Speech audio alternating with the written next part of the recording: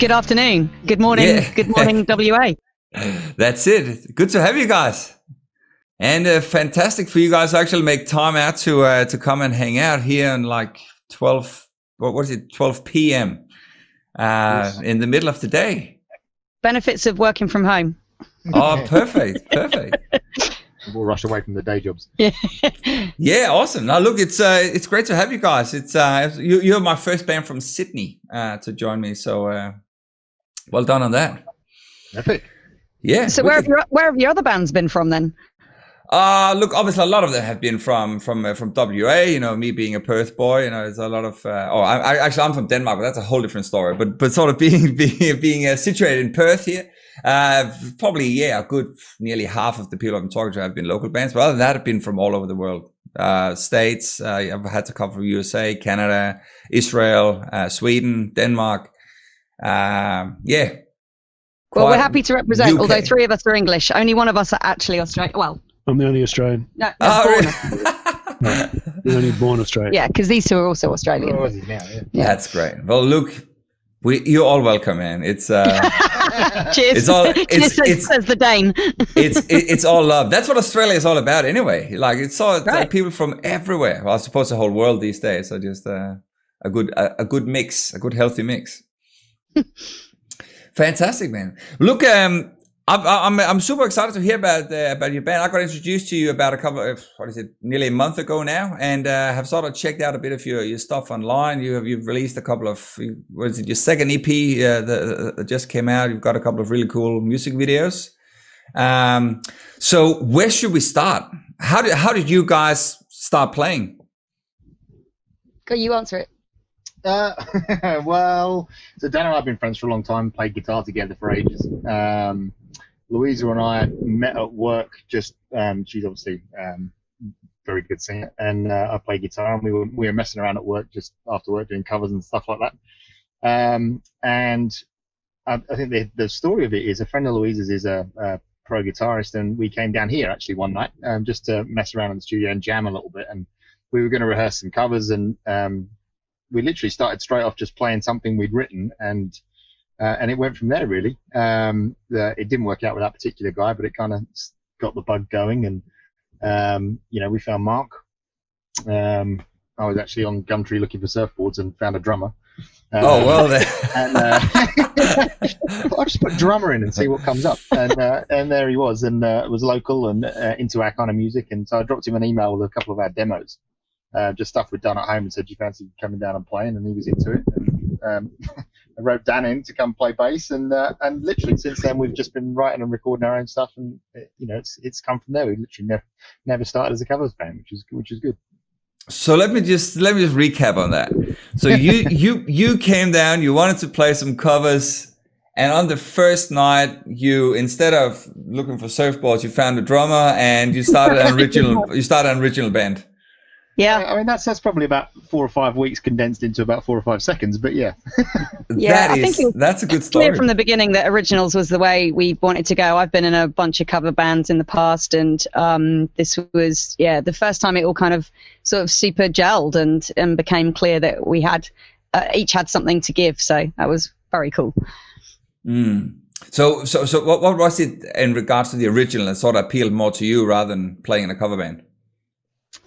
I don't know. It's more fun. Yeah, it's more fun. It's way more creative, and also it's really. I tell you what, if we ever think as a band, the four of us, what cover shall we do? Shall we do a cover?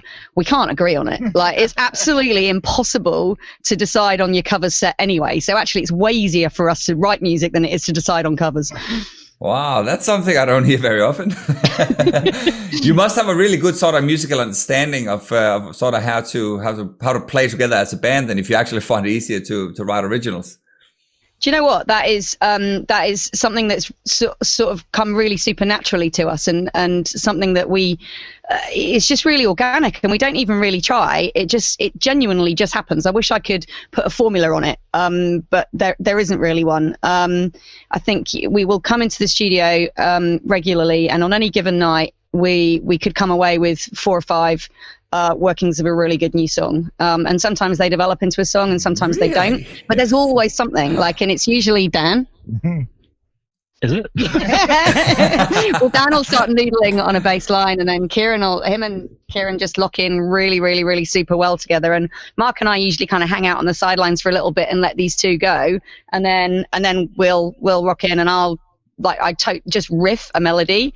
And what was it you always say? You say, if I can't do it immediately, it's not worth pursuing. Yeah, I think there's like a period of about half an hour, and you've either written a song in half an hour, or it's never ever going to happen, and you're just going to keep playing it, hoping that something happens, but it never ever happens. So we've got songs that I think we've abandoned that we just spent too long on, and it wasn't working, and we kind of forced it, but when it works, it sort of happens within 10 minutes. Yeah. And you just kind of drop the mic, and it's like, okay, that's for tonight. Then we've made up 3 songs.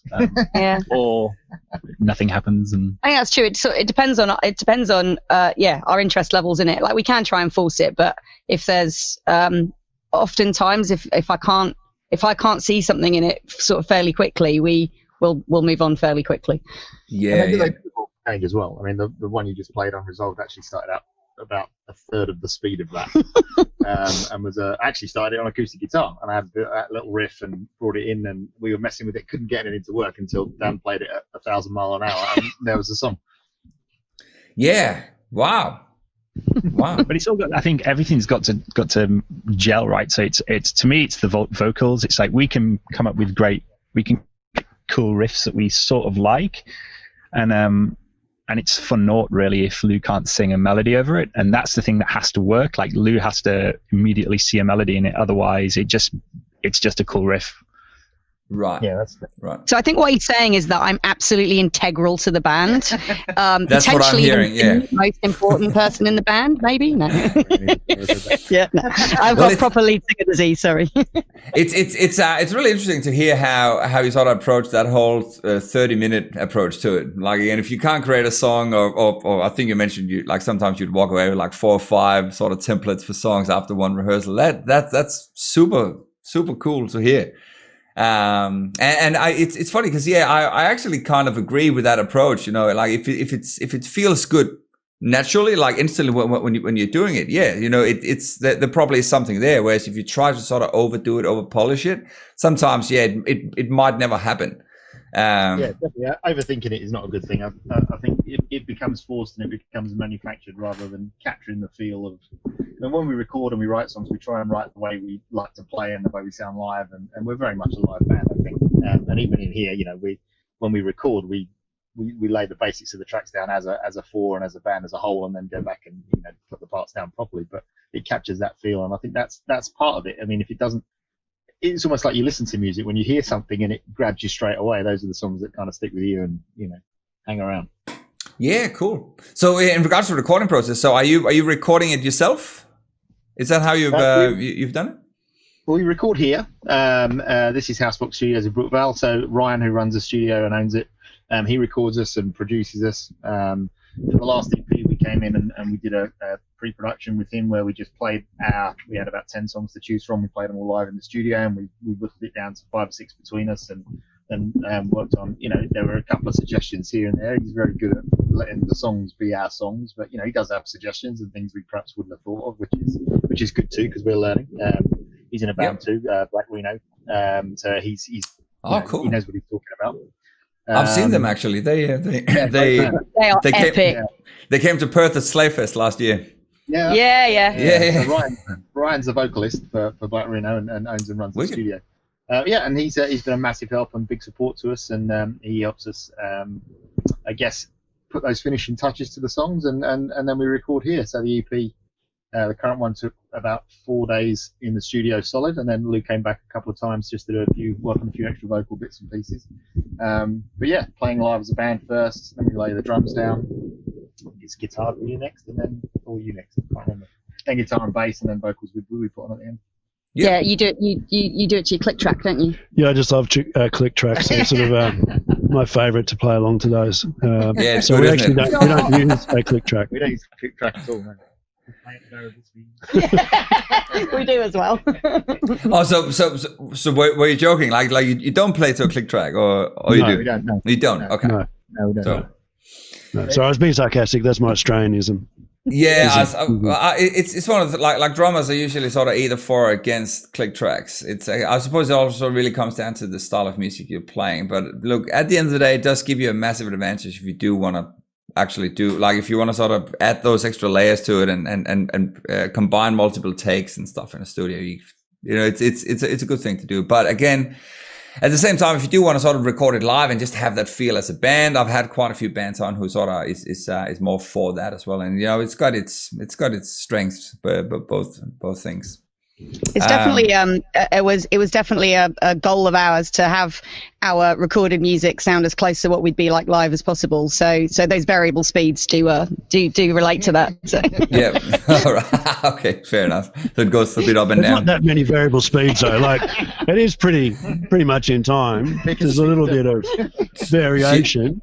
She's throwing you out in the deep end here, man. Yeah. Nah, that's cool, man. Down, which is a rarity. So Watch you fall, yeah.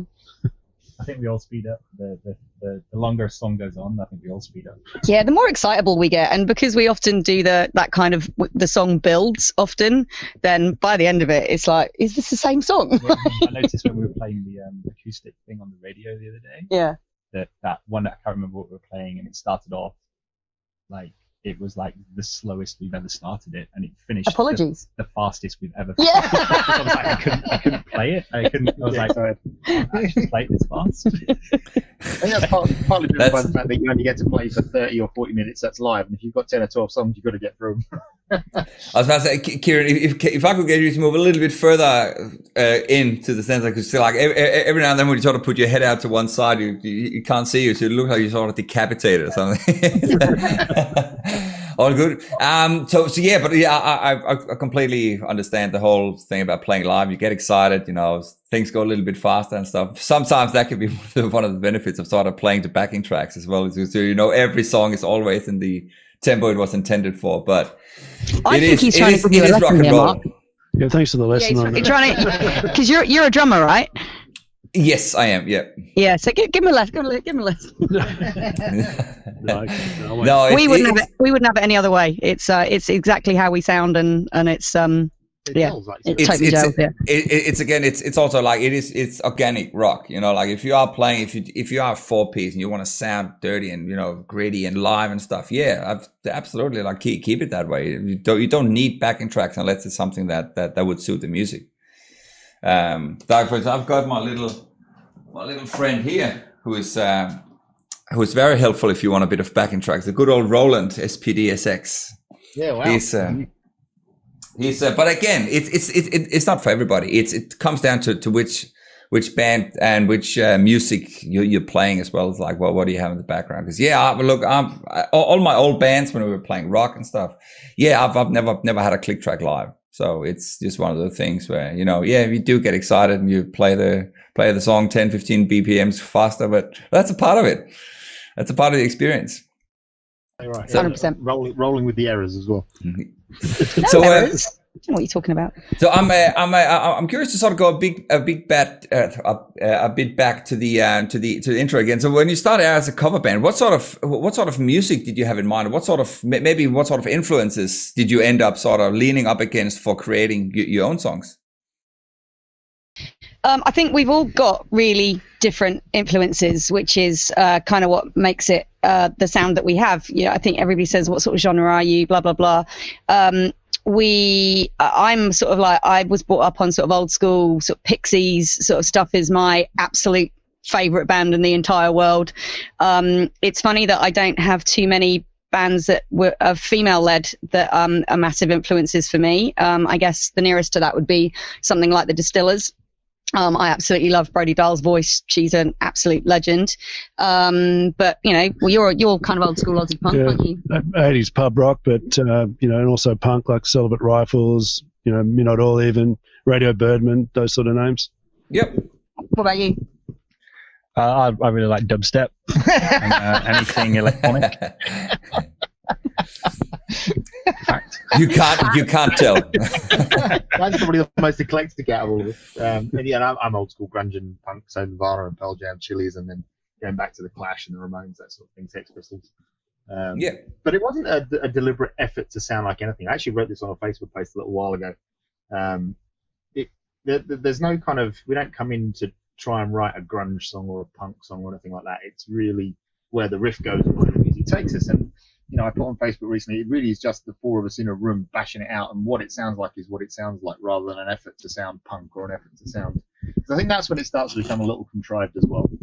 There is an effort to make it original all the time, and the never-ending quest for tone and interesting guitar parts, and because we're pretty much a straight-up alternative rock band. There's nothing complicated or particularly sophisticated about the music, but we do try and make it as original as we can, and try different things, and we'll kick songs around for a while sometimes, just trying to. I won't like a guitar part or the strumming syncopation or something like that, and it's too obvious, so we do try and mix it up a little bit, but as I say, it's not really a conscious effort to sound like one particular thing. No, I think inevitably it just ends up sounding like us. It's funny when we play live, or like even when we did an acoustic set for the radio the other night, and the presenter didn't really know our stuff, and she was like, I heard so many different things in it. Like it seems to mean something to everybody, something different to everybody. But inevitably we do have a bit of a 90s rock sound about us. I think that's I guess maybe the genre that we would lean towards the most. Because they're old. Shush. Well, I think come out. There's no question about that. In certain songs, but it's not one specific thing. And you get that, especially when we play live, and people that don't know us see us and come up to you afterwards and say, "Oh, I love that," and that song really sounded like this for me. And quite often it'll be something we hadn't thought of. Right. Well, it's. I suppose again, it probably also just underlines the fact that if you guys are saying like you got this quite a unique sound, it might be open for translation to other people. If they find that they hear an influence that you might not know, then of course, like if that's something that they can sort of add to the mix, then it's. So what sort of transition have you been through since the first EP and the second one? We got better. That's one thing. We got better. We hung out with each other a lot more. We played to our strengths. I think also Ryan did have an input into that final sound. In terms of that production, he innately, I think, made us sound a little heavier than our first EP. That's where he sort of started adding some layers to it. It sounds a little bit more professional just in general, I think. We just got better at our craft, if I'm honest with you. I think that's and a bit better at our songwriting as well, and that's just come with time and time together. I think all the songs on the first EP were from those original demos that we did. We actually got in the studio pretty quick. We'd only been together as a band for a year or so, not even that, I probably wouldn't say. And when we did that first EP with those songs, and they all came from original demos, so the bones were basically there. And while everybody contributed, and they played their own parts and wrote their own pieces, they were those four songs that I'd kind of done at home as a basic structure. Whereas the new ones were all an equal contribution, I would say, in terms of melodies and lyrics and Lou, and even the structures now will all contribute, although we'll all attempt to contribute. Shush! we'll put our hands up every now and again and ask if we can give an opinion. But, Dan reckons it's a really good democracy, don't you, Dan? No, it's not. Even a free vote. It's a benevolent dictatorship. The new EP is a collective. It's much more of a collective than the first one, I think. Did you do it? 100%. I tell you that it's a collective. We could. Honestly, they're taking the mickey now. It's more the time together and the time playing live and being fun as a band, I think. And we can rattle through 5 songs in a few days in the studio because they're what we play live. We're not writing them in the studio; they're written and we've played them, and we've I guess honed them for the live environment and played them around Sydney and around here, and so when we bring them in, they're fully formed songs. Even if we tweak them slightly, we know the parts and we know the songs really well. So that enables us to play in the studio without a click track and those kind of things, because it's they're already, the muscle memory's already there. Yeah, we can. So what about live shows? How's that going at the moment? Are you allowed to play in Sydney at the moment? We haven't been. There are gigs coming back now. There's a few venues starting to do things with seated audiences and limited crowds, those kind of things. We haven't done anything since the beginning of the year. Yeah, would have been. I can't remember the last time. Yeah, jeez. Yeah. It's a long time now. I can't believe we're in September already. But yeah, it's been a while. Well, we were literally just about to tour with the new EP. We were so excited. It was our first interstate tour. We were heading up to Queensland with the Gold Hearts, and we had to cancel it all. So obviously, it was super disappointing, but necessary at the time. That was end of June. We were supposed to be touring, I think. So the whole, it was April. Yeah, you're right. So the whole promo of the single sort of was a bit flat. We meant the EP. Literally the EP came out the week COVID broke. So bit of a tricky time, but we've plowed on through, and we've got really good traction with Watch You Fall, and we've got a new one coming out soon. So we'll be filming the video for that. I think we're meeting about it this week, actually. Yeah. And in regard to sort of backing up the EP, sort of promotion-wise, have you got any sort of overall strategies in plan for that? And if you do, is it something you're doing yourself, or have you got anyone else helping you? We do not. Well, we've done a lot of it ourselves in the past. We're working with Firestarter, who are based up in Brisbane. They're doing a lot of work for us in pushing the EP, and have been a massive help. Lee and the crew up there. Cheers, Lee. Yeah, thank you. Thank you, Lee Oliver. Really good job for us. And to be honest, while the DIY element is more accessible and more available than ever, I think it's harder than ever to get cut through and to know exactly what to do and where to spend your money. And you can drop hundreds, thousands of dollars into Facebook advertising and things like that without necessarily always seeing a return on response. And when you're an independent band and you're putting your own money into that, that's it's a little hit and miss. So we do that, and we've had some good results for it. We've had some not so good results from it, and so you're always careful about where and how you put your money, because there's a limited supply of it, to be perfectly honest. And it's easy to pour it, to feel like it's pouring into a little bit of a black hole. So it's good to have the help and advice, and to work with those guys and help put your music in front of people like yourself.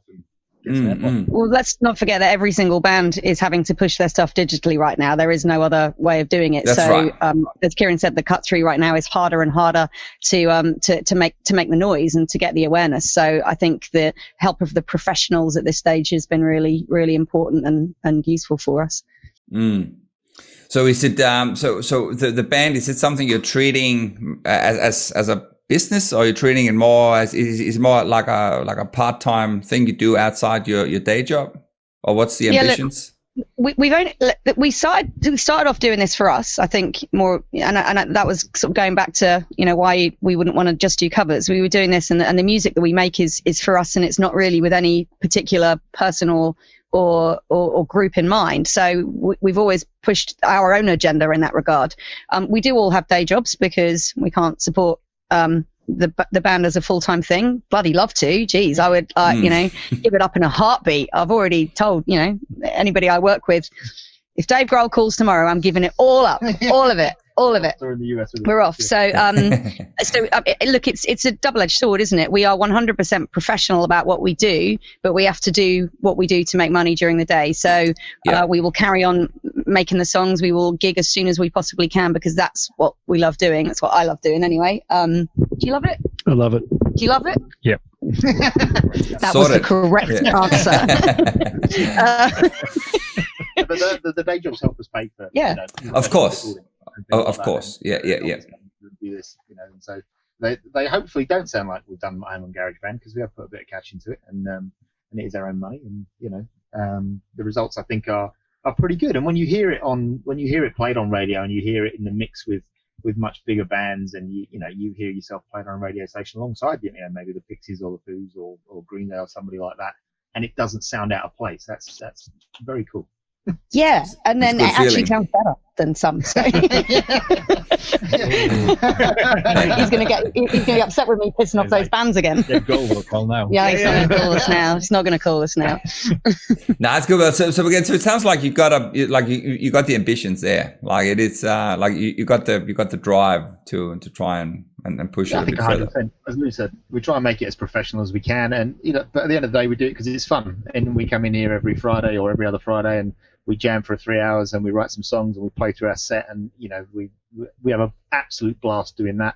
We love playing locally. There's a few cool venues around here we play. We've played in Sydney City a few times, and we love doing that too, and that's awesome fun. If something comes of it, great. If it doesn't, we'll still do that anyway. But we are 100% ready to go. That's the point. We are rehearsed.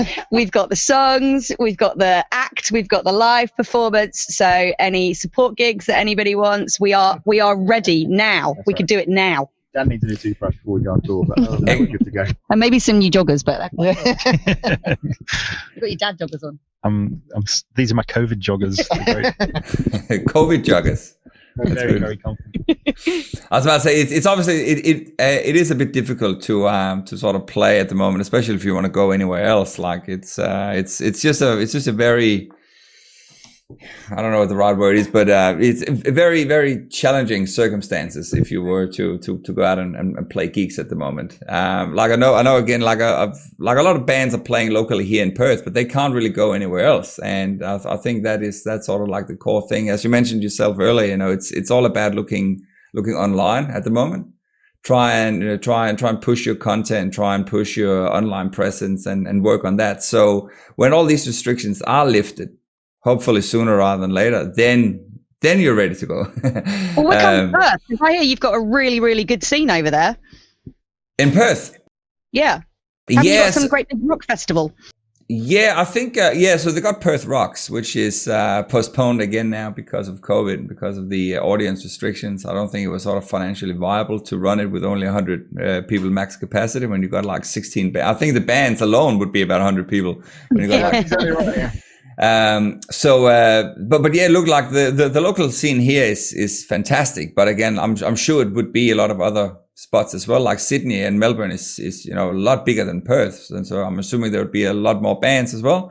But yeah. So again, but like the bands that I've been speaking with from Perth, like the quality is off the chart. Like they're really, really good bands, really good. And again, very professional as well. Like very, same as yourself, very, very cool videos, very well produced videos, which is something that I see a lot of bands are taking a lot more serious these days. Is sort of like the visual aspect of it. Well, you've got artists just only doing VMAs now, haven't you? You've got like Beyonce just released an entire video album, and that's like the visual aspect of it is really important now. But that again, but that's also something. But that is again something you can do online. So that is something where you don't need to go out and play. I understand as a musician that is where most people find the passion. It's to perform. But this day and age, I think you just gotta be serious about your online presence as well, because that will not only reach a lot more people. So again, if you are serious about it, you can. You can use the time now to connect to audiences that would appreciate your music overseas or pretty much anywhere as long as it's online. So yeah, definitely like looking at that content, whether it's a music video, whether it is just updating your social platforms, is something that I think a lot of bands are almost required to do these days in order to sort of stay relevant. How are you guys going with your online platforms? Because again, you're one of the bands that has you're represented pretty much everywhere. Like you're on Bandcamp, you got your YouTube channel, Instagram, Facebook. You even have your own website, which is something. That's right. Yeah. Kieran's a marketeer by trade, so we're in good hands. Yeah, fantastic. Just putting it out on as many channels as possible, because people connect with different ones in different ways. Some prefer Instagram, some prefer Facebook, and things like Bandcamp are really good for us to be able to control our distribution and content ourselves, and put the music out and allow people to access it for free or to pay for it if they want to. You can do those kind of things with those kind of platforms. So that's a great. Just trying them out and seeing what works, basically. Mm-hmm. But by the way, can I get you to just try and test your mic? It sounds like it. I don't know if the yeah, cool. All right. So it might just. I think it's just there. It's just a lot lower than Luisa's. So he rumbles and I'm really loud. It's a lot louder. Yeah, I don't actually need a microphone. Shall I turn it off? No, probably still need it on, but yeah, it's I suppose it's one of the gifts of being a vocalist.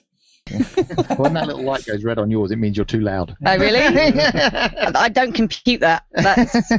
Yeah, we did this acoustic gig the other day, and it was the hardest thing I've ever done because you have to like scale back the vocals on acoustic to try and fit it in with everything else, and it was very tricky.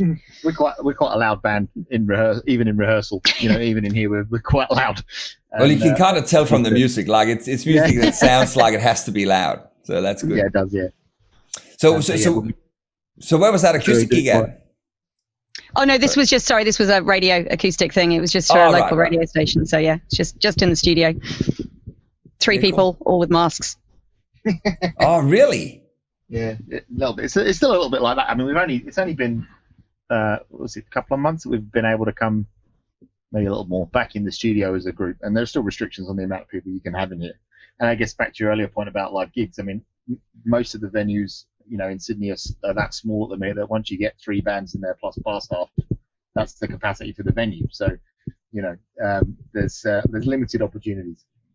Right. Well, I suppose, I don't know, like some of the venues here aren't probably that much bigger. Again, you got some venues where you could fit 100 people, the like the max capacity, and that would be it anyway.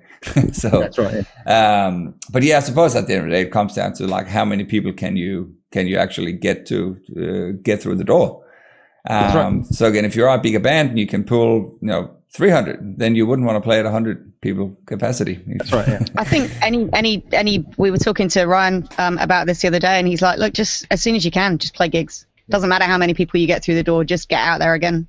Yeah. So as soon as the opportunities are there, we'll be there. Mm. We've played our dues. We've played to enough rooms of 1 and 2 people for it not to be a problem for us. Yeah, we have just played to the bar staff before. A couple of times. We're used to that. That's one of the joys of Mark's prolific family. Bless him. I've got 5 kids, so nice. That's why there's our crowd. Yeah, they're our biggest supporters because some of them are teenagers and they bring all their mates, and it's so cool looking out, and they're like they know all the words and they're bouncing around. It's like Fantastic, man. Well, look, I mean, the whole thing about sort of playing to the bar staff, that is unfortunately one of the joys of being an original band. I think we've all done it. Yep. And again, it's just a learning curve. It's just one of the things you just gotta almost like I remember I used to just treat it as a rehearsal. So it's literally a rehearsal on stage. So you get to sort of like sort of dial in with each other and find out how to play on stage. But we've had almost some like of a our rehearsal. best gigs playing to the bar staff. Yeah, that's right. Yeah. That's it. That's it. Because again, like to some people as well, like you don't have the same sort of nerves as well because you don't have this massive audience. So it is literally just you just playing. You can sort of relax a little bit more and stuff. So and sometimes that's a good thing. I think it makes you more appreciative when you do get a crowd as well. When you actually get a crowd turning up, and there is a decent room. Yeah, it makes you more appreciative of that. Oh, look, it's like I think most bands, of course, would want the biggest crowd as possible. Anyway, have you got any sort of networks, anything in Perth or any other states? No, I did. We did something with for Around the Sound recently, and we talked a little bit about Perth Rocks with them. But no, we'll happily make some. Hook us up, Stephen. Hook us up. Yeah. Well, again, it is again one of those things where at this point in time, we just gotta wait. Like it's just so ridiculous, it's so uncertain, really, like how everything's gonna happen. And that's why I think so many people need to or should focus on the online presence to really try and expand our networks. Exactly. And again, do what you're doing now, like reach out to people that can help you, gain a bit more reach one way or the other. And especially if it is in states or countries where you'd like to potentially come over once you can, like once this whole COVID thing is not necessarily gone, because again, I don't think it'll go anywhere anytime soon. But by the time it's more under control, I suppose. Have you got any plans of maybe trying to reach out to anything overseas, or going to Europe or Asia, anything? Well, again, we'd love to. I mean, we actually got offered a place. Was it last year or the year before? A small festival in Austin, in Texas, which is a precursor to South by Southwest. It wasn't a big gig, but it's a precursor to that. It didn't work out for us at the time. Obviously, it's a long way to go for a gig or two. But yeah, we'd love to. And we've done a little bit of a promotion in other countries and those kind of things. We had some really good traction in the US with Watch You Fall. A few local radio stations picked that up and had it on their playlists and those kind of things. So that was good for us. Was that student radio? Yeah, student radio, those kind of things. They're massive. They're massive in the States, college radios. Yeah. So if you, I mean, that's where again the digital and the social and those kind of things, they break those border barriers, and they do enable us to reach audiences in other countries, and we put a little bit of money into promoting into those areas too. And, we've had a little bit of traction. It'd be super cool to tour the UK as well, obviously. Just to go home and be like, we're rock stars. Actually, on that note, like, would you have any contacts that you could sort of draw on back home? Yeah. Like, I mean, we know a lot of people in the UK. I don't know really how the music industry is going there right now. UK's in a bit of strife too. So, but certainly when the time comes, we'll draw upon connections and friends and family. I don't know if I'm from Dorset. I don't know if Dorset are quite ready for us, but Glastonbury, we go down the road. Get on Glastonbury, yeah, amazing. Wicked. The music industry globally though is in a bit of it feels like it's been in transition for years in terms of nobody really knows what the magic formula is anymore. Since the days of the major labels ruling everything have gone, nothing really filled its void other than the DIY element. And really, I mean, in our limited experience over the last few years, it's still very much a case of who you know and, having a foot in the door somewhere, even to get good gigs, those kind of things. It's very much a case of, I think for all the independent artists out there would relate to that. It can be really hard to get going. There are limited venues even in big cities, and there are a lot of bands that want to play in them. And it can be hard as a new band to get that foot in the door and get that first gig there and draw a crowd. We mostly get our gigs through other bands, and then you'll play at a venue, and the sound engineer there will be like, "Oh my God, you guys rock! So I want and they'll put the name out there, and et cetera, et cetera. So it's very organic in terms of, but it is definitely the band network and the community network which gets you the gigs. Yeah. But in regards to sort of like the DIY, like how did you get that stuff in Texas? Was that something you set up yourself? It was something I applied for online. Yeah, it was just a case of, I mean, it can be a full-time job to promote the band at an independent level. I think it's you could spend 5 or 6 hours a day just social posting, responding. Absolutely. Yeah. And when you start to look outside of your own backyard and you start to go into the US and other places as well. I mean, it's literally a case of having a hit list and applying for as much as you can, and it's just putting it out as much as you can, and hopefully every now and again something comes back, and that's it's a little hit and miss. But that's where you need the videos. That's where you need the website. That's where you need the good, the good EPs and the professional recordings, because you won't get a look in if you don't have any of those things. So the investment in that will, hopefully lead to people taking us seriously. Yeah.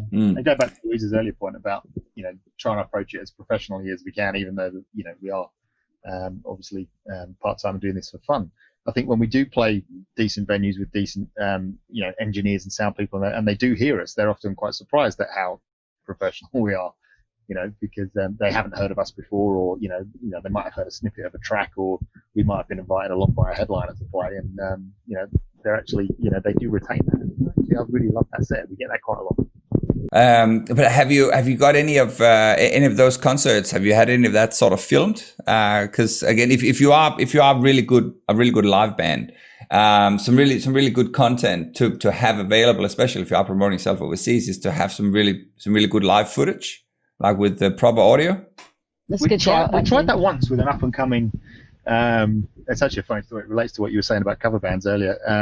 we played a gig locally, and were approached by a company who were new to live streaming, and they wanted to make it a thing. And they filmed the gig, and they had cameras over the stage, they had GoPros here and there, and they had a separate sound desk out in the crowd. Unfortunately, on that incident, they stuffed up the recording of the sound, so the only sound they captured was from live mics, and they didn't take a feed from the sound desk. So the levels were all out, and it was a terrible. It was terrible. It looked good visually, but the recording was very much substandard. So it made us a little wary of that.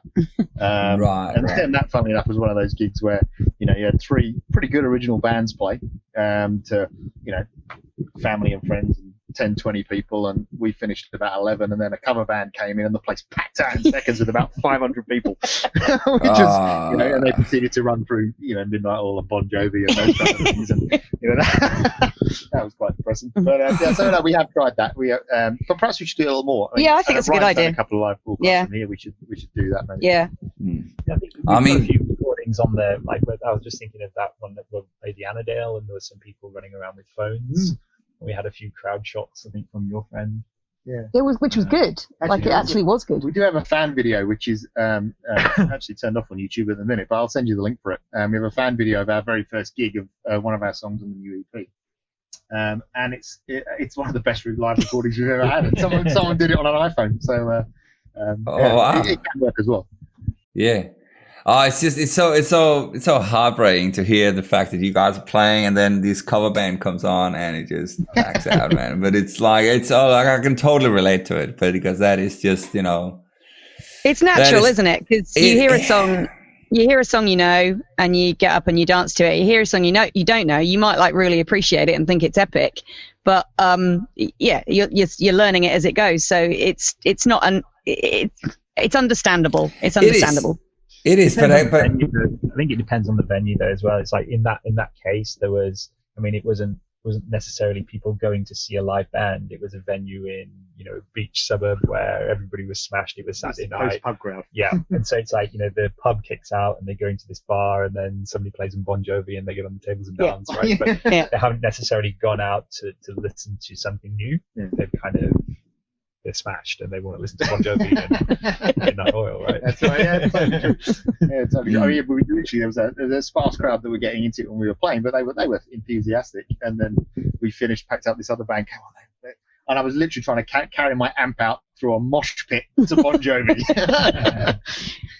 Well, that's again a lot of sort of stages, or I suppose again another part of sort of being in an original band is you just got to do all that sort of gritty work yourself, have to carry stuff, setting up, and I don't do that. You don't help out, but Luke doesn't engage in that. I don't do that. I have my band members. I have my roadies for that. Just carry your microphone and your sparkly shoes. And my sparkly shoes. So, what in regards to sort of looking forward? Like, have you got like a 1 year, 2 year, 3 year plan? Anything sort of what you'd like to achieve over the next couple of years?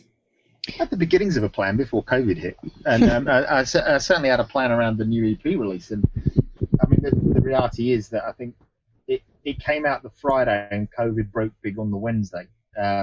And as Lou said, we had a tour in Queensland with a great band called the Gold Hearts, who you should check out if you don't know them. Just released a new song. But they put together a mini tour. It was only Thursday, Friday, Saturday up in Queensland, but we were going to go do that with them and tour some venues. And I think like the rest of the world since COVID hit, we've kind of been in hiatus a little bit.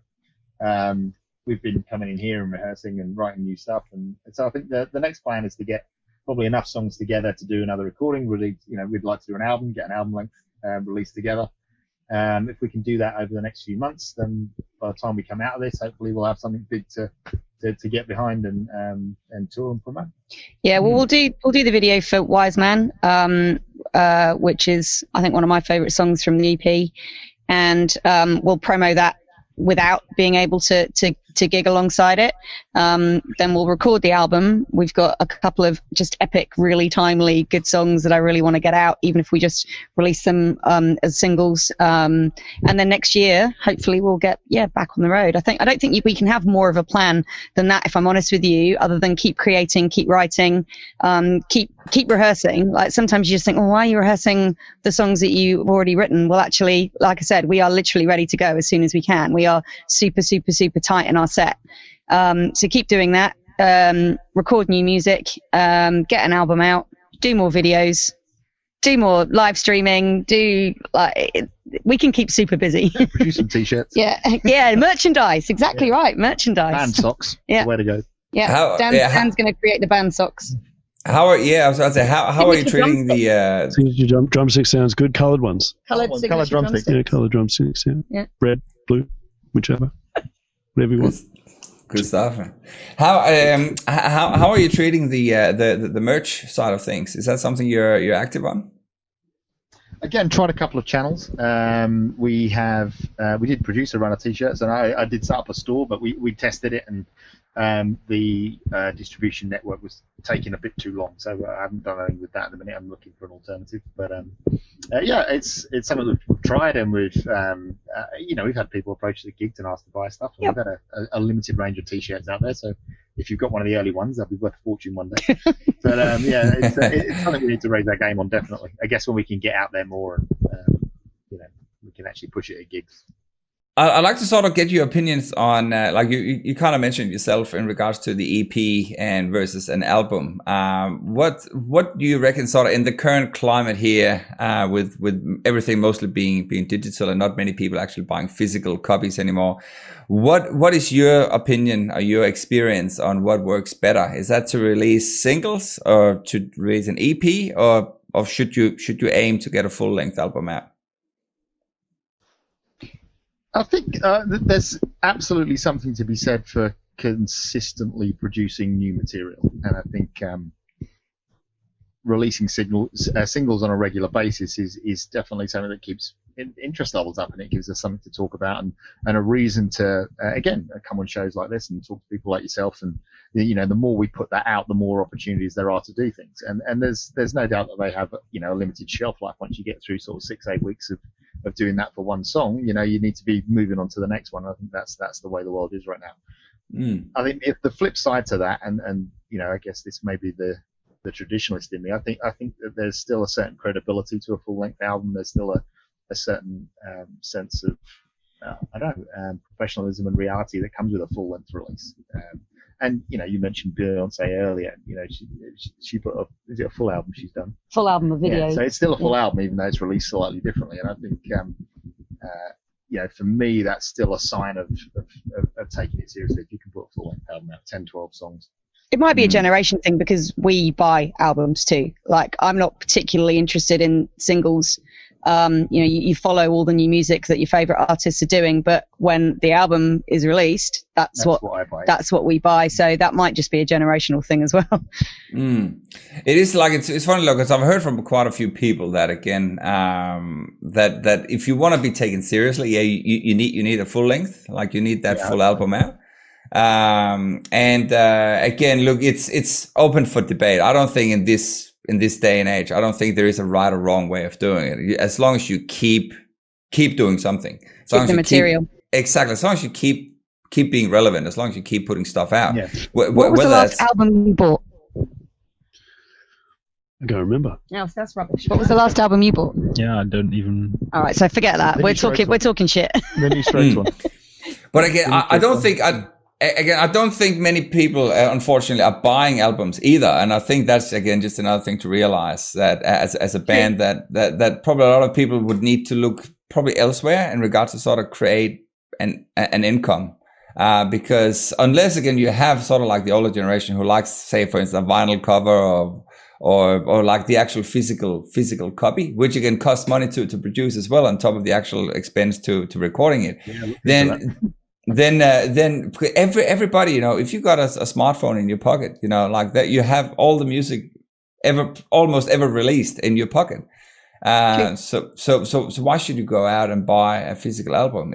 I know it sounds so horrible, But at the same time, I think that is just what people expect. People want things right now. That's right. And they have it. Like, that's again the unfortunate thing about it. You have everything you want in your pocket. If you need. That's right. I think it's less about the production of a physical thing, though. I think it's more about the production of a collective. Because if I hear a new band that I really like, I want to hear more from that band straight away. And so, yes, I'm exactly the same. If there's not an album there for me to go to, then it might take me a while to come back to that. So, you know, I'll hear a new band. It doesn't matter what it is, but I mean, the Goldhearts are a good example. A band we played with recently. I've mentioned them 2 or 3 times. That's not deliberate, but it's a good reference.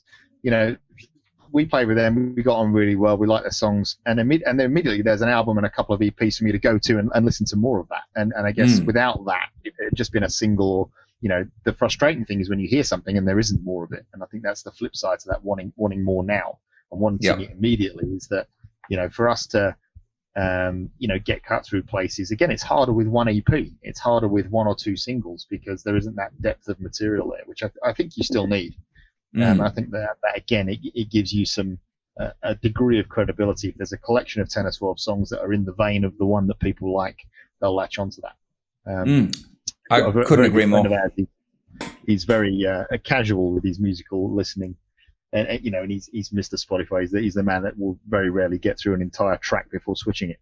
And we know who we're talking. We were having a conversation the other day because he likes Lady Gaga. Yeah, he likes Lady. He does like Lady Gaga. But you know, Dolly Parton. Where we'll cross over is, you know, he'll like Guns N' Roses and things like that, but he'll only know the big songs and the songs he's heard. And we were literally having a discussion the other day, and he said to me, I don't see the point in albums. I only buy best ofs. And I said to him, well, you're missing all the good stuff. And I actually played him, and I said to him, just listen to this. And it was a whole album. And he came, he said, oh my God, I never knew these songs. This is an album from like 1987. Never knew these songs existed. This is fantastic. And it sort of flipped him on to the fact that there was more to a band than the best ofs that the record label had put out, you know. And I think, you know, this is a guy that's been around a while and knows his music, but you know, he'd lost that, I don't know, tradition or experience of listening to an album from song 1 to song 10 and finding things on there that he didn't know he liked. And that for me is still part of, again, that could just be from the position of a music lover rather than a casual music listener. But, you know, if I hear a band, as I say, I like to then grab an album and, you know, I still want to read the liner notes and see what the pictures are outside and stuff like that, you know, because it's part of for me, that's part of the experience. Yeah.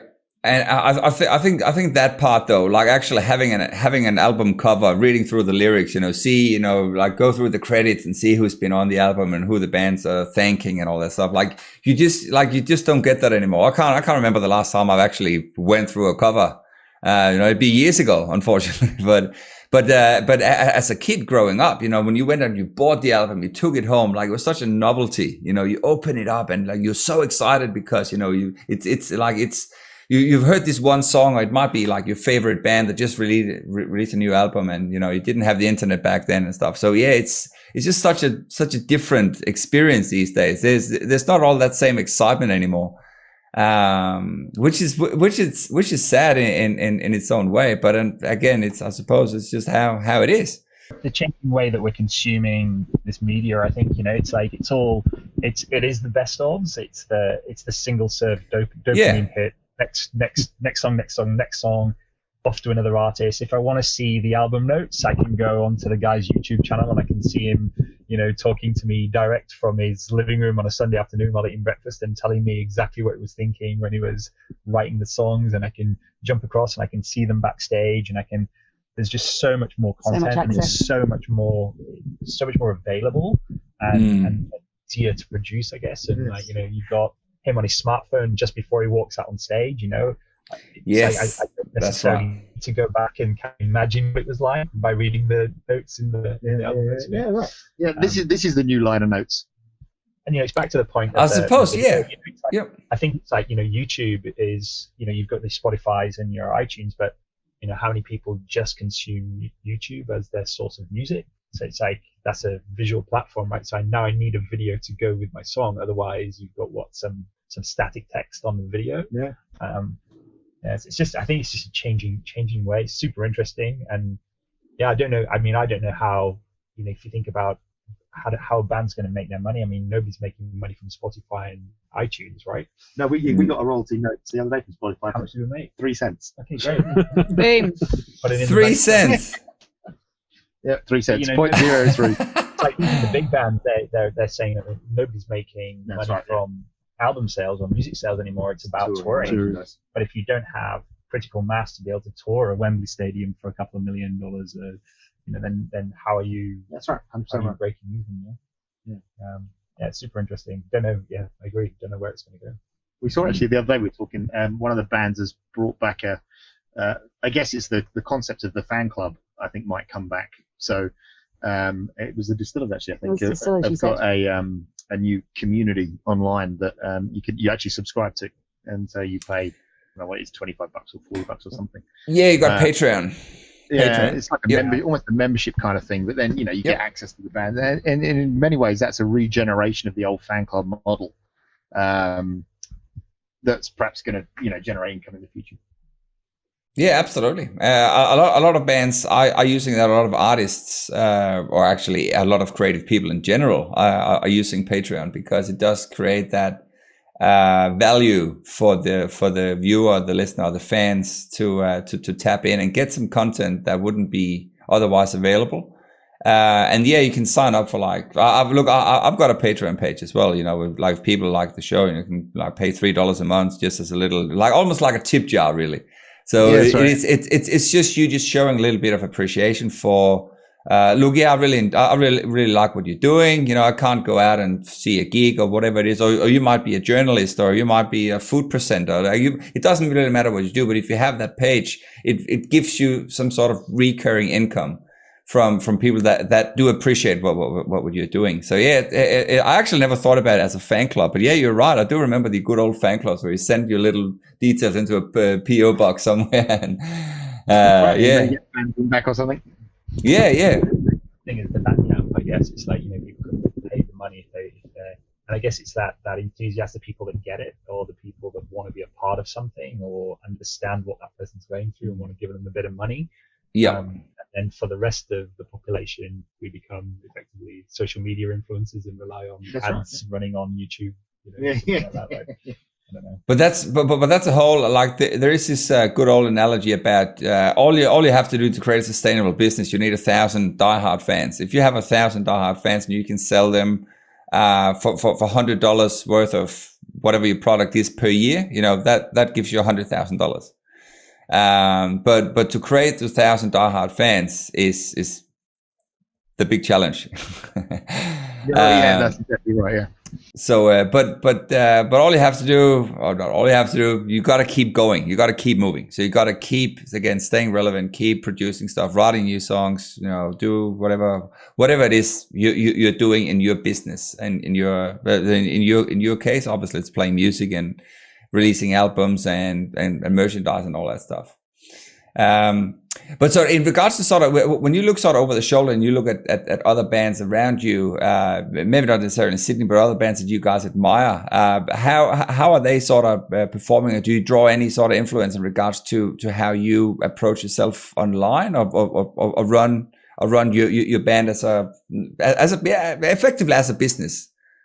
I think it just comes back to trying to do things as professionally as you can, and trying to do things and interact with people the way you'd want to as a music fan. I think for me that's quite important, and I've talked a little bit about being authentic, because that's quite important to me is to be real.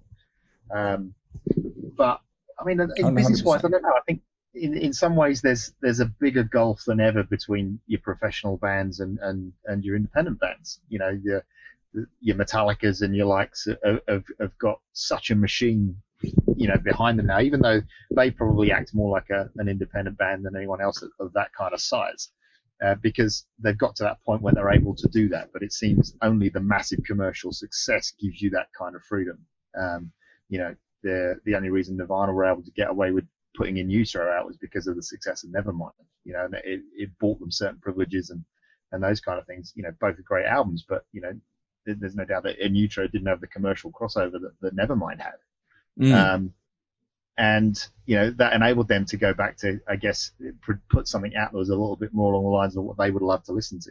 You read the the interviews with those guys that post Nevermind, and you know, they can be a little critical of the production and the commerciality of it. You know, for an independent band, trying to get that cut through is really, really hard. And I think, as I say, I think it's harder than ever now because there's so much out there, and because it's so easy to produce music, and it's so easy. People have so much choice, you know. And I think, you know, to Dan's point, media has been diluted. You know, it used to be a handful of radio stations that everybody listened to. Now there's 1 billion digital radio stations with much smaller followings than they used to have. And so unless you've got that coverage across them all, or, you know, you're lucky enough to hit a playlist on something that's significantly sized, you know, you just become one of many rather than standing out. So I think there's a lot of luck involved, to be honest. You look at the big guys that have the time and the money to do, you know, regular productions, or to do their own live streams from their own rehearsal spaces. You know, all those things cost money. Which, you know, we could put money into that, or, you know, we save our dollars for recording and those kind of things. You know, as I said at the beginning with the Facebook thing, it's hard to know where to put your cash, because, you know, if you're going to invest money into it, where do you put it? Well, again, it sounds like you had a bit of a win with the whole Texas thing. You know, if you started to sort of gain some traction over there, or Austin. I just think that was a little bit of luck, a little bit right place, right time. Probably the right person heard the right song and liked what they heard, and, you know, it was probably nothing more complicated than that. We certainly haven't had hundreds of offers from the US since, so, you know, that's you know, one thing hasn't led necessarily to the other, and we weren't able to go out there and play. But look, I mean, that's just luck of the draw. It's putting yourself out there as much as you can. It's doing a little bit every day, focusing on the channels that work, trying to release, you know, credible video clips to go with your music, professionally produced. Perhaps, you know, we could be a little more DIY with that, maybe. And a bit more persistent, I think. Sometimes we worked with a band in the early days who just said they just relentlessly hounded a record company until they were like, oh, for God's sake, okay, right, we'll do something with you. So sometimes a bit of persistence would pay off as well. Yeah, maybe. Yeah. What's your thoughts on record labels, though? Do you reckon they would be? Are they still relevant this day and age? I think they open doors. Yeah. Perhaps not so relevant, but there's no doubt they can open doors. And again, it comes back to who you know, I think, and whether, you know, somebody's chasing a major label deal, I don't think is necessarily the holy grail that it used to be at all. I think there are certainly channels, and there are many bands. I think the Arctic Monkeys first did it big when they broke on MySpace first, before they had any label interest, and you know, achieved mass following. But again, it's a 1 in a million shot, really. So I think really the role of the record label has changed. If it's not your mass-produced pop kind of stuff, your mass chart things, I think the role of the label will evolve to perhaps a service it provides to artists rather than an ownership of artists and artist material. I think we're seeing quite a few of those. I mean, the guys we work with within Brisbane Firestarter, they are a little bit like that. They're almost a record label as a service kind of thing, and, you know, they helped us to promote and push things out, and we paid them a small fee for doing it. And but we own our music. We own our music, we own our rights, we own all of those kind of things. We can do all of our digital distribution ourselves through various channels. So, you know, you don't need a label to put music out there anymore. I think what you need is somebody that knows the industry, knows how to put music in front of the right people at the right times to open doors to bigger gigs. And those, I think there's a role there that a record label used to fill that somebody needs to fill, particularly for independent bands that, you know, we're working full time. And as I said, it's a full time job. I could literally ditch all that and do the band full time for no money, because it's that much work. What are you guys doing for work when you aren't playing? Like, I'm a sort of sales guy, so I sell economic research. So it's very, very rock and roll, but it gives me autonomy, and also gives me finance to do what I like and buy equipment. So yeah, wicked. I'm a professional rock climber. I'm a dolphin trainer. I work in the business of mass gathering, so I'm not doing much right now. Good answers, man. But obviously, yeah. So look, I do understand the whole aspect of time and money as well. But sort of what you said before about sort of being lucky with the stuff in Texas, you know, you were being lucky because you sent something out. So it is the whole like. Yeah, exactly. So as long as you keep putting yourself out there with whatever time you have available outside of your daily duties, your other commitments? Like, have any of you guys got any family except for drummer guy who's got kids enough for the whole band? We actually all do. This is a new papa right here. Yeah, just had a little boy, Sammy. Oh, fantastic. 14 or 15 weeks ago. Wow. That's okay, that is very new. First one. Yep. Wow. How does that feel? Mind blown. Felt like I'd been hit by a truck. Yeah, crazy. Absolutely crazy. He's awesome. Yeah, it's the first one is something else. Like, it's so special. How's everything going? So like you're all home and enjoying everything? Look, my partner's she's a doctor, but she's off work this year, so she doesn't go back until February. So she's taken less of the brunt of it, I think. I'm still working, so I am working from home, but it's all kind of worked out, I think. How can you train dolphins from home? Yeah. Remotely. Well, I'm actually, because I'm a software engineer, so I'm a programmer, so I quite happily work at home, and it's been great. It's been just so much time with him. Otherwise I'd be in the city and I'd be working away for 8 hours a day, obviously. So it's just been really nice to be at home. Absolutely. Yeah, it's great. Magic. Great. We think he's a unicorn baby, or he's a unicorn baby, touch wood, at the moment. So he's sleeping relatively well, and he's a pretty chilled little fella. So he's fairly low maintenance at the moment. He likes that giggling. Can change any second though. Don't we all? Yeah. Fantastic. I'm a bit like that. Awesome to hear, man. And what about you guys, Louisa? Children, Kieran and I have a 10-year-old. Good stuff. He's an absolute lunatic. Like, he's a lunatic in the best possible way. He's a terrible child, and he'll be an amazing grown-up. He pushes boundaries. He's super smart. He's absolutely the epitome of a little punk. Honestly, he's anti-establishment. He is ridiculously independent. I'm super proud of him. I'm horrified by him on a daily basis. But he's a challenge, isn't he? He is. And his top 3 bands are Green Day, The Interrupters, and Catfish and the Bottlemen. So we're doing something right. Good stuff. Well, because that was going to be my next question, to see like how as parents, like how are you fitting music into their lives? They're very much part of it, I think. As I said, Mark's kids come to all our gigs, and our son Tom, he's actually he was at the end of that Unresolved video. If you look at it, he's the one wearing the punk t-shirt, doing fingers right at the end of it. He's a songwriter himself. He has reams and reams of actually really impressive lyrics, if a little dark.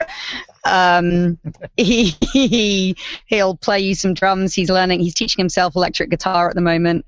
Fantastic. So he's embraced, look, whether it's been forced upon him by our musical because our whole life, even with day jobs, is very, very music focused. There's not really a time in the house where there's not a record playing, and he knew from a very early age to go and get the vinyl, and he'd pick his I think Kieran took him to Red Eye Records to choose his first ever vinyl when he was like 4 years old, and he picked a live Green Day in Japan.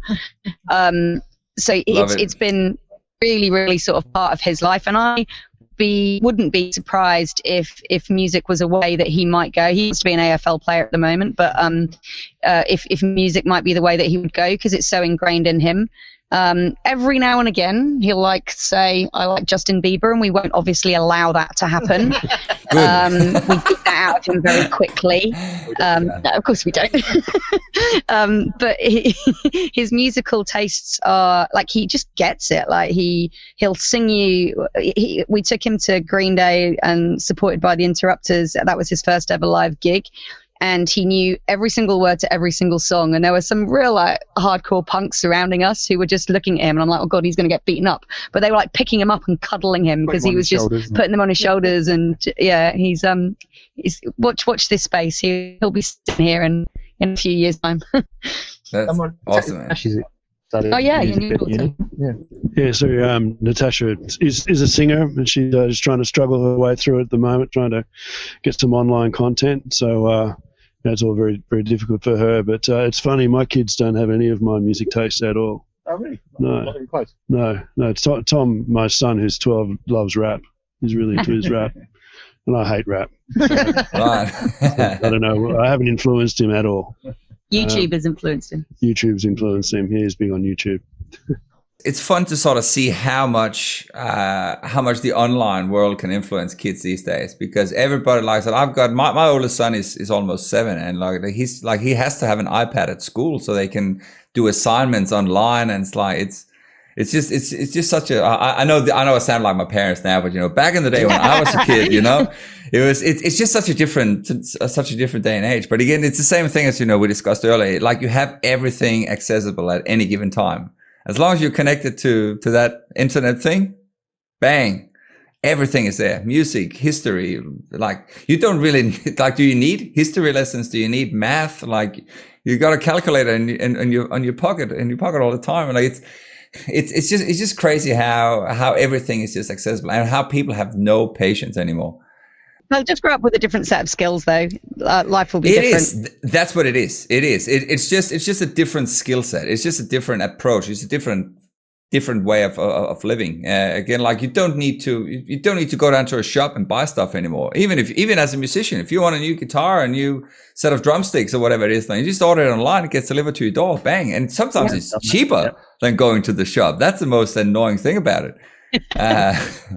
Yeah, but there's no fun if you're not browsing it and touching and feeling it first. Exactly. Yeah. But so that's kind of the new thing. You sort of sit online, you sit and scroll through it, rather than going into a shop and actually touching the instrument and playing it first or something like that. But those experiences will come back. I mean, we are in a really strange time, and things are different. And although that convenience is always there, and perhaps what you might do is go into a shop and touch and feel it and then go away and buy it online.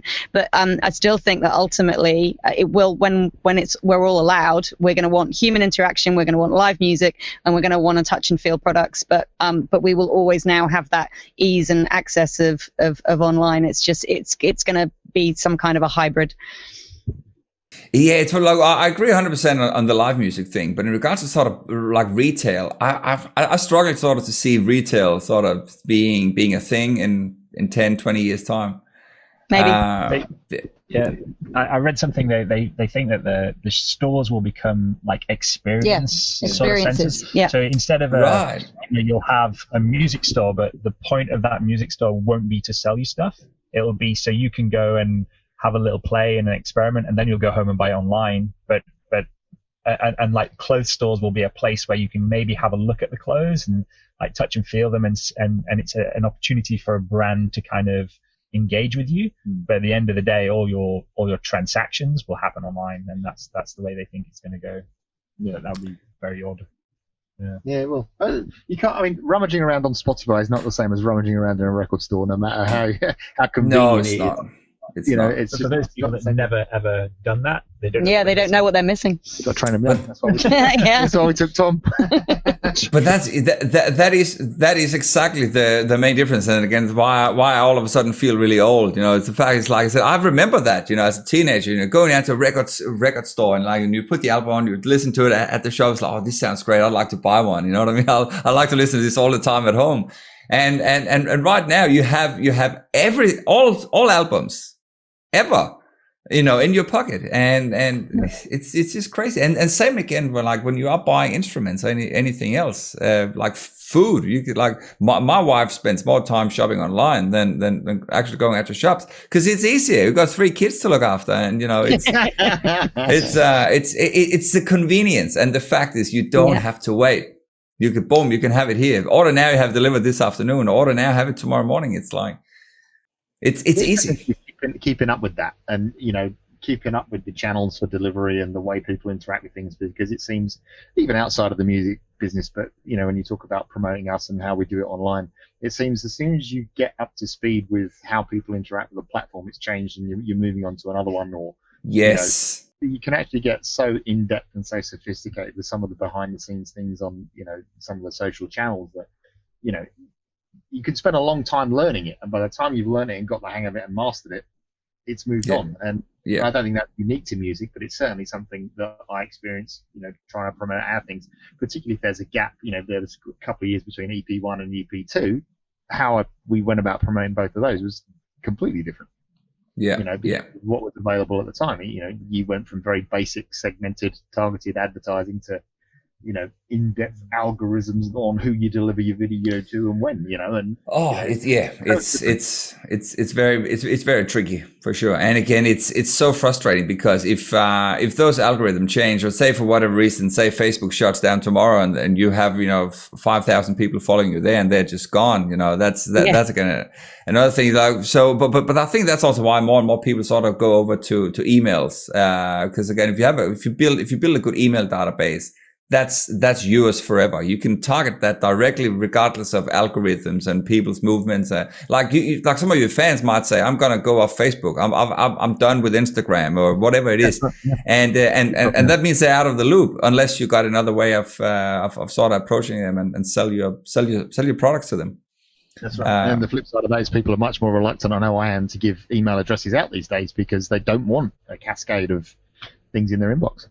Again, it's a fine balance, and at the end of the day, it really comes down to the whole marketing side of things. Like how good are you at creating value, like creating something that people don't mind getting necessarily bombarded with, but they actually appreciate every time they get an email or they get a new video or a little film clip where you guys are rehearsing, saying, "Hey, we're just down here at the rehearsal room, Bob," and you put that up on Instagram stories or whatever it is.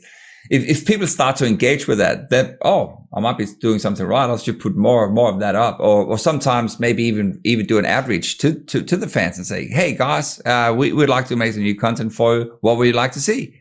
So, we'd love to see some stuff about you guys recording, writing lyrics, or a rehearsal where you guys write 5 new songs. You know what I mean? Like there's so many so many different ways of doing something that fans would appreciate.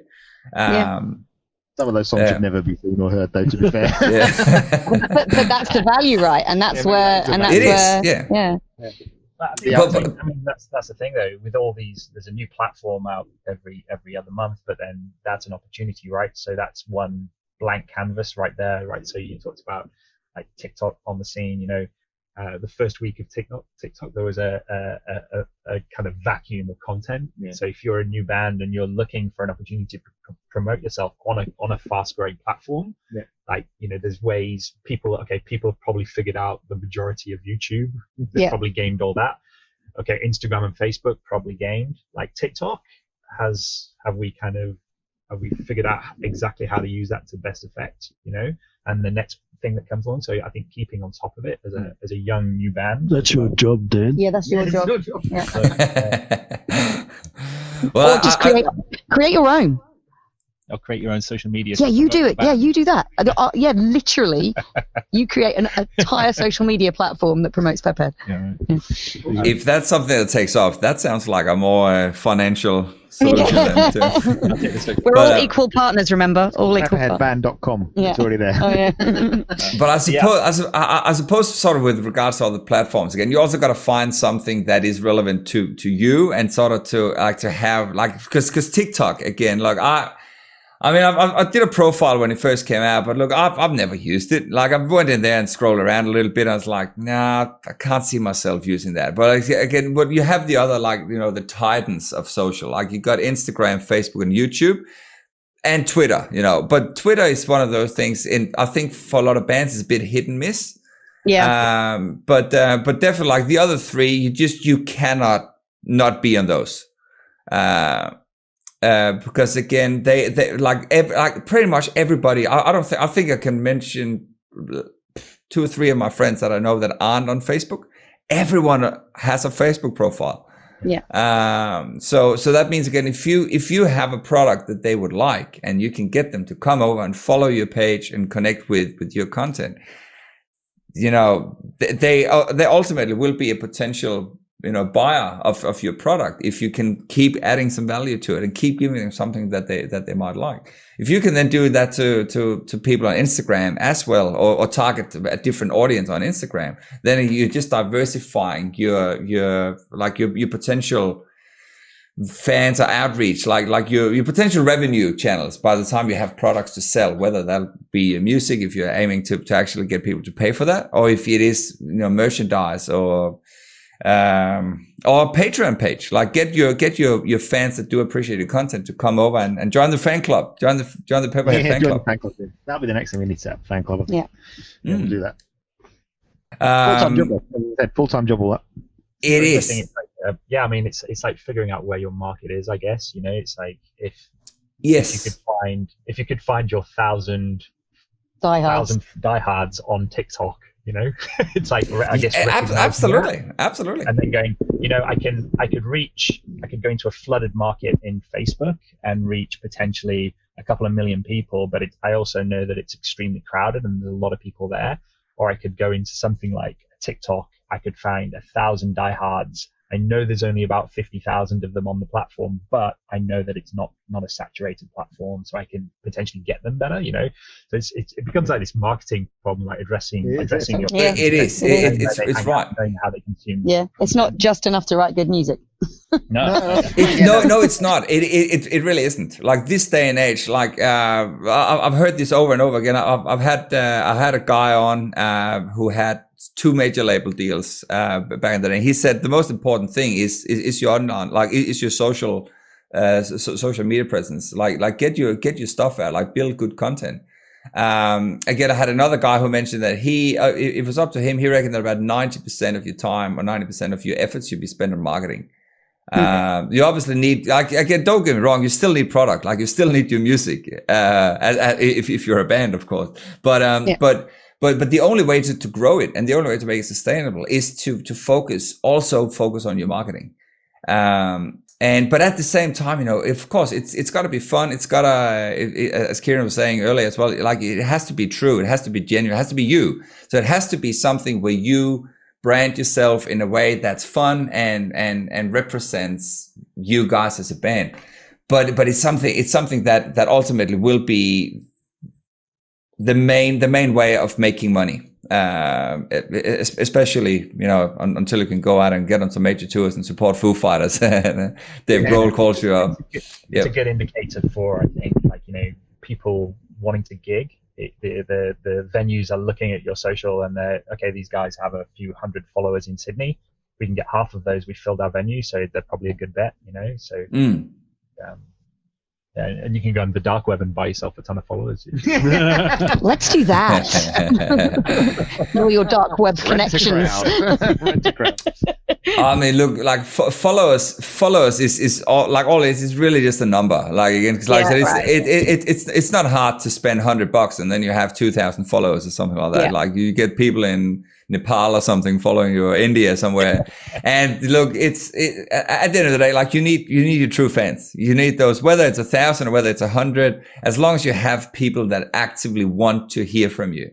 They're the ones you gotta focus on. If you can start out finding 50 of those and you can sell them a t-shirt each, if you make say $5 or $10 for a shirt, that is one way of sending stuff to them. On top of that, if you can get them to join the fan club and you create that extra special value content where people can say, look, I'm happy to pay $3, $4, $5, $10 per month to get all these extra Pepperhead stuff that I love this band. I want to get all the insights, I want to find out how I train dolphins and all that stuff. And you can only get that through Patreon. Then again, people are going to pay $3 easy. What is that? That's $36 a year. It's nothing. People would pay that in Perth. That's like 3 beers if you go out to a gig. So again, if you can provide that value, of course you can keep building that. And that's again and this is why I'm so passionate to talking to people about it, because it is something that can ultimately make upcoming bands become a bit more sustainable. Because what everybody struggles with is the cash flow, because you put yourself in debt every time you go into the studio. Let's face it, you have to fund that yourself with your day job money. Sometimes even when you go out gigging, you have to pay, because you have to get there in a couple of cars. You got parking. You like sometimes you have to take time off. Depending on if it's an early start, if it's a long drive or whatever it is. So it's costing you money to play, which is again is It's a crazy business decision. Like, And if you look at it like running a business, you take some of those business lessons back into music, and you start watching your metrics, like what content, which are the songs that are bringing you more hits, like why are they different, and how can I mean? Yep.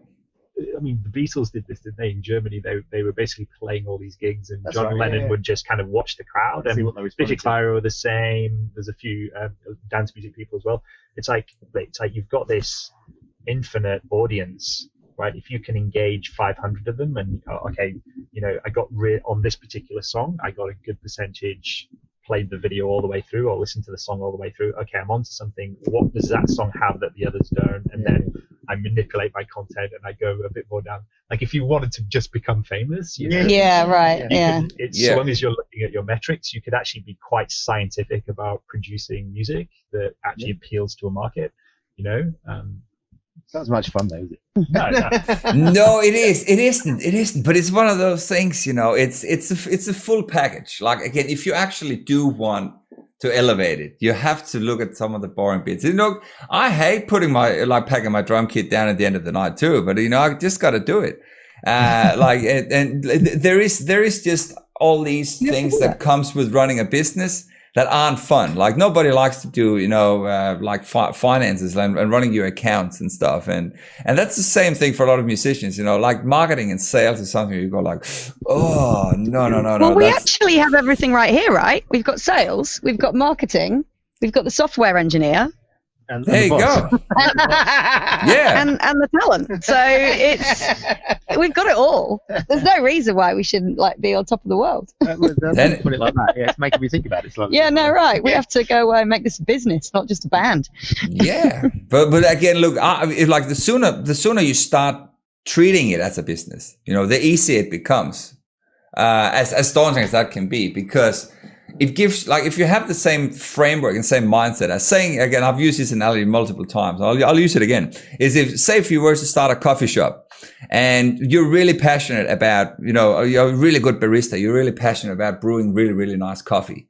Then if you are starting that shop, you still need a roster. You need to work out a way of, if you're selling sandwiches, you need to find out who's going to make the sandwiches. You've got to make sure that you're there on time. You've got to make sure your order stock to come in.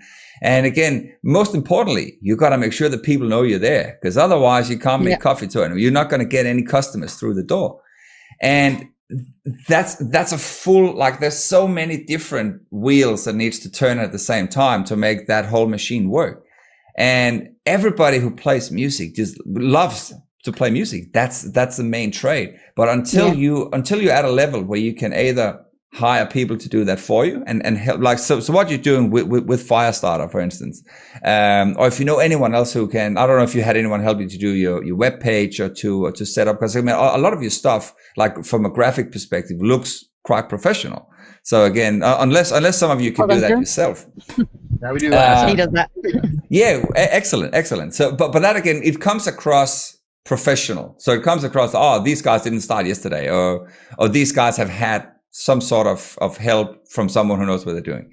But my whole point is this: if you treat it as a full organism, so as a full business, it becomes more sustainable to then to try and elevate it a little bit, because you've got to realize that those other aspects of it are very, very important as well. So again, predominantly, as we're talking about many times so far, the online content.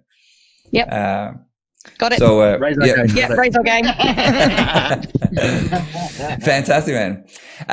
If people want to sort of stay on top of everything Pepperhead, you've got sort of quite a bit of social platforms. Where is sort of the main one they should go to, or is there a couple that you guys are more active on? I think it's Instagram and Facebook are the obvious ones, because they tend to be up to the minute. And yes, we might post a few things out of here and those kind of things, and the website. And we focus on those three things, and so you'll find everything there. Bandcamp. All of our releases go out on all the major music platforms, so you can find pretty much everyone known to man. The tunes will be on there, whether you're an iTunes fan or a Spotify fan, or whichever your channel of choice. It's not iTunes anymore. No, what's it called now? Apple Music. Apple Music, yeah, yep. we're on all those. But yeah, certainly your big hitters, your Instagram and your Facebook are where we post most of our things. So Pepperhead Band would be the handles. And pepperheadband.com as well. That's it. Yeah. Excellent. I have this other little segment I ask everybody on the show about is if you have any sort of tips and tricks or any good advice for any bands out there, anything that's worked well for you that you'd like to share? Just love what you do. Yeah, that's pretty simple but true. Yeah, absolutely. Love your own music. Yeah, write for yourself. Don't write for anybody else. I think, and it'll come through. The other thing is, I think the band networks, your local band networks. We've made quite a few friends with bands that we've played with across Sydney and that, and certainly helping each other out to get gigs. And we've had plenty of things come our way from those kind of networks. So supporting each other and going out and going to live music. If we don't do it, no one will do it. And we've certainly played gigs where there's been the bands in the room and the band's followers and those kind of things, and you need that. And one of the things we need to be conscious of as well is going to support those other bands when they're playing locally to us. So I think that's a big part of it. Investing in your local scene, and there are few. I'm sure it's the same in Perth. There are fewer live music venues for one reason or another, because places want the space for food and beer more than they do live music, and if you don't go out and support the venues that actually do play it, then they'll all go by the wayside. So investing in your local scene and putting the time into it, I think. And I think, like we said before, just keep up the creativity.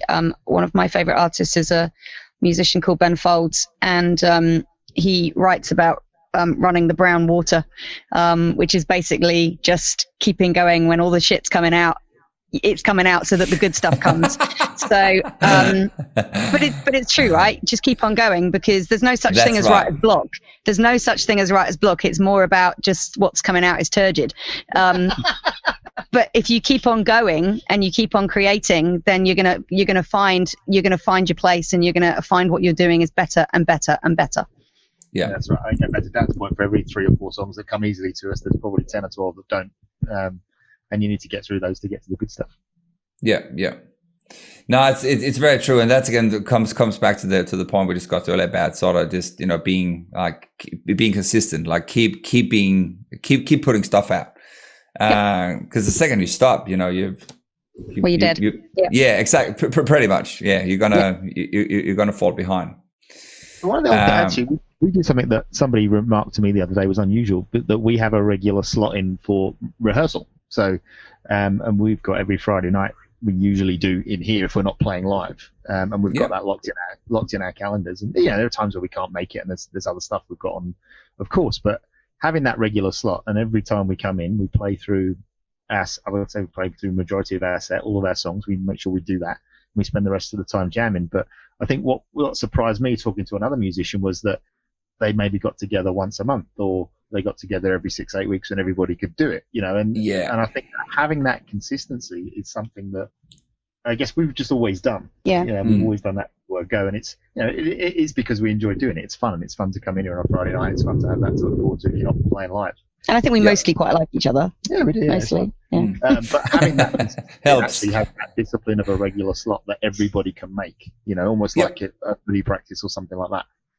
That's I think having that discipline helps, because it helps you become tight as a band. The songs get better, and it's fun. Apart from anything else. Again, it shows you're committed. Like you're committed to each other. As a group, as a band, as a business. Just putting it out there.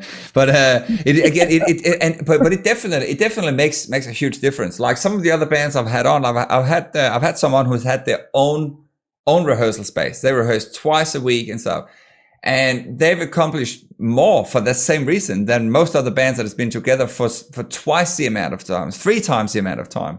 Because again, they are dialed in. If you rehearse Tuesday and Thursday nights and you have a gig, say Friday or Saturday or something like that, like that's a lot of time that you devote to it. Of course, that's going to pay off. Again, it's a no-brainer. The more time you put into it, the better you're going to get it, unless you're doing something very wrong. Yeah, right. Well, coming back to your earlier question, that's the difference you hear in EP1 and EP2. It's just the length of time that we've been doing it together. Yeah, again, makes perfect sense. Makes perfect sense. Speaking of that, we're going to finish off on a song from the new EP. Do you want to give a little shout out for that one and tell us a bit what that's about? Watch You Fall. Great video. great story. Thank you. Yeah, Watch You Fall. I always get the name of the company who did the video for us. It is Simpson Cinema. The concept of the song is basically unrequited love. It's about a friend of mine. She knows it's about her, so don't worry.